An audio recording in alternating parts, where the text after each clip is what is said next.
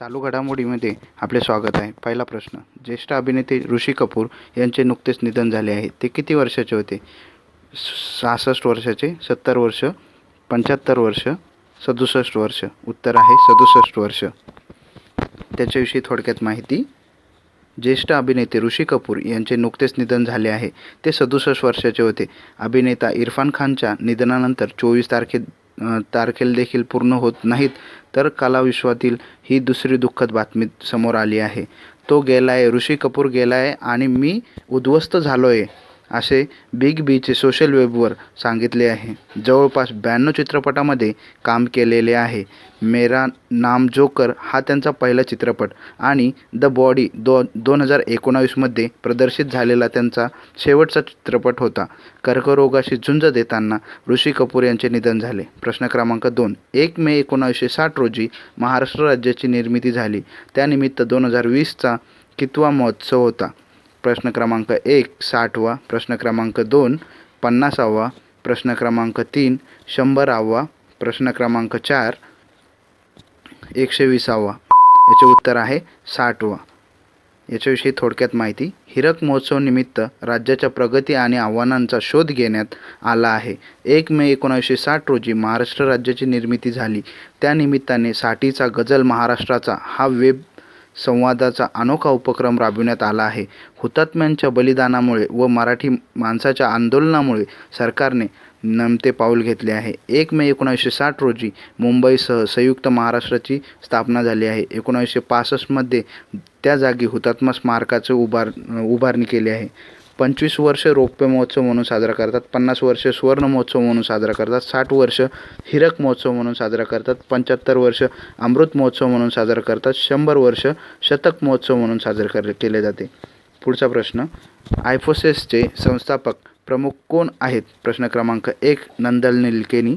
प्रश्न क्रमांक 2, NR नारायण. प्रश्न क्रमांक 3, सौरभ गुटेरबर्ग.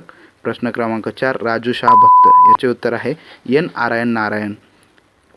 याच्याविषयी थोडक्यात, इन्फोसिसचे सध्याचे अध्यक्ष प्रमुख मार्गदर्शक NR नारायण मूर्ती आणि त्यांच्या 6 सहाय्यकांची पुण्यात 1981मध्ये स्थापलेली माहिती तंत्रज्ञान सेवा कंपनी आहे. ब्रीदवाक्य पॉवर्ड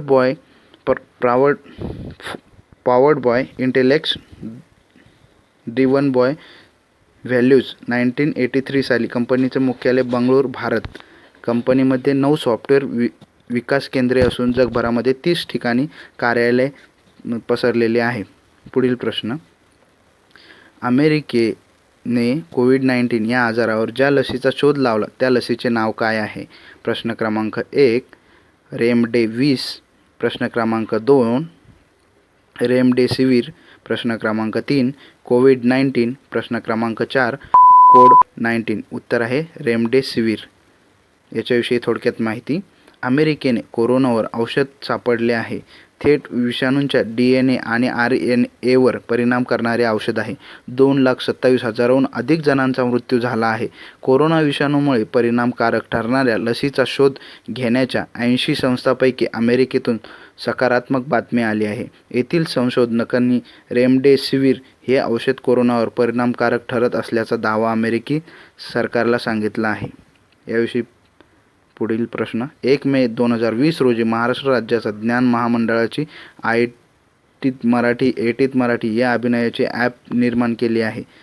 ती ॲप MKCLने केली, CSIने केली, ऑल TAने केली की यापैकी नाही? उत्तर आहे MKCL.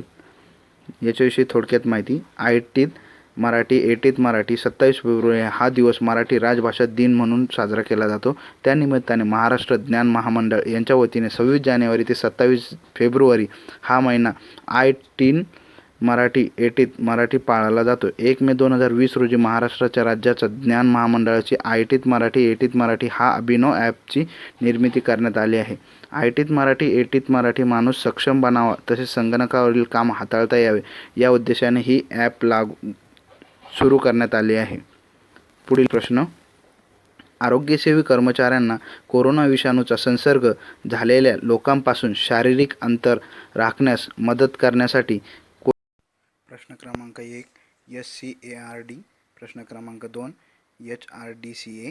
प्रश्न क्रमांक 3, कोवा-19 प्रश्न क्रमांक 4 कोविड-19 उत्तर आहे SCARD. याच्याविषयी थोडक्यात माहिती.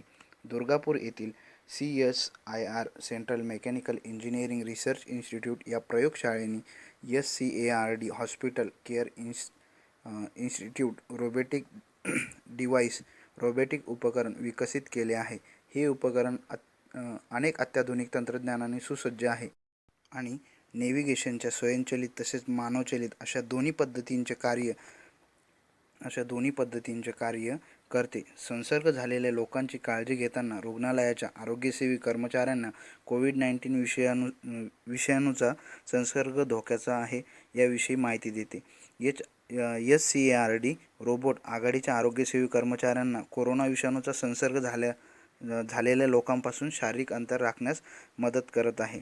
याचे शासनाचे मोलाचे कार्य हे रोबोटिक पार पाडत आहे. मित्रांनो, आपले माझी शाळा हे चॅनल लाईक आणि सबस्क्राईब करा नक्की. पुढचा प्रश्न. विधान परिषदेच्या 9 जागांसाठी टिंब रोजी मतदान निवडणूक कार्यक्रम जाहीर करण्यात आला आहे. पर्याय क्रमांक 1 24 मे, पर्याय क्रमांक 2 25 मे, पर्याय क्रमांक 3 28 मे, पर्याय क्रमांक 4 21 मे. उत्तर आहे 21 मे. थोडक्यात, विधान परिषदेच्या 9 जागांसाठी 21 मे रोजी मतदान निवडणूक कार्यक्रम जाहीर. यानुसार येत्या 21 मे रोजी विधान परिषदेची निवडणूक होणार आहे.